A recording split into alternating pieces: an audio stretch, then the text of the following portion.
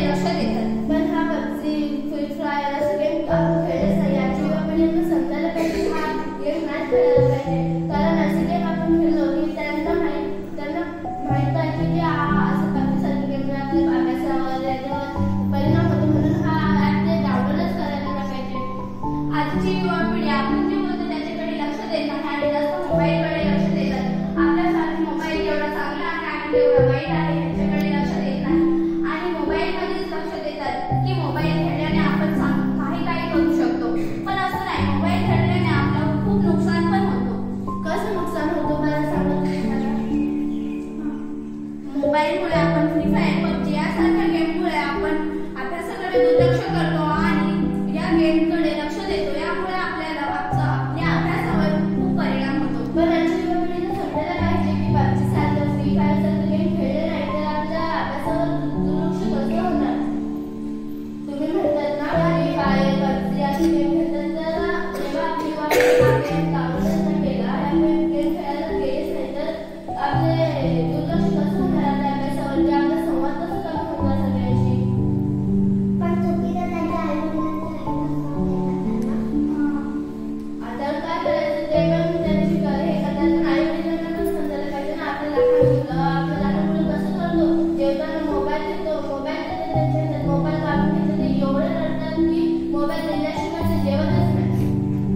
आई वडील चांगल्यासाठी मोबाईल देतात पण आजची युवा पिढी त्याचा वाईट उपयोग करते. पण आई वडील मोबाईलच नाही दिले तर आजची युवा पिढी कशी करणार मोबाईलचा चांगला वापर? लहानपणापासून जे आजचे आई वडील आहेत ते त्यांना मोबाईल नाही दिले तर आजची युवा पिढी मोबाईलच नाही वापरणार.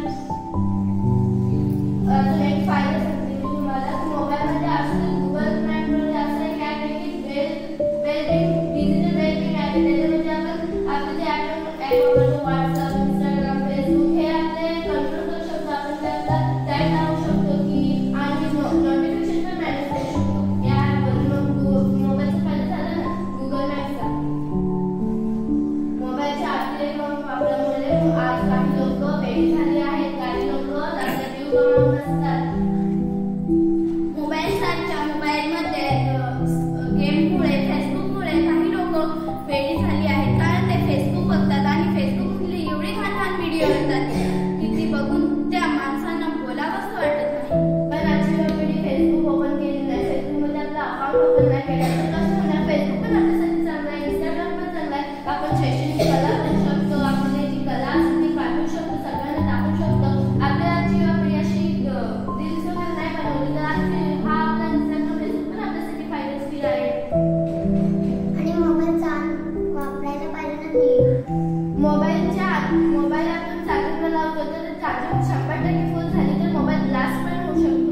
पण जर का आपण 99% चार्जिंग असली तरच काढून ठेवायला पाहिजे. तर काढून ठेवलं तर आपला मोबाईल ब्लास्टच होणार नाही.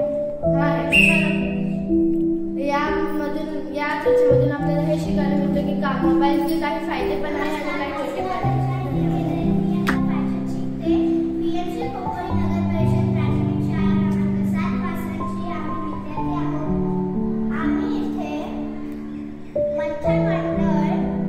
स्पर्धेसाठी जमलो आहोत. आमच्या मंडळाचं नाव आहे राजगड.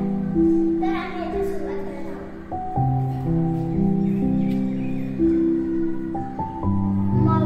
माझ्या मम्मीचे मोबाईल होते व्हॉट्सअप, YouTube,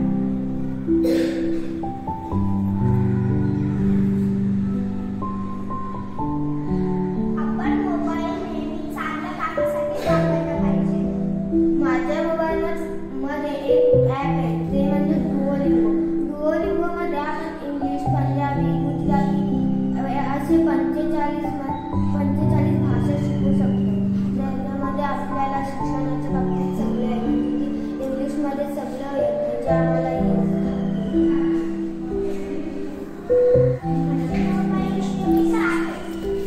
कोणाला पैसे पाठवायचे असेल तर आपण 1 मिनिटात पाठवू शकतो.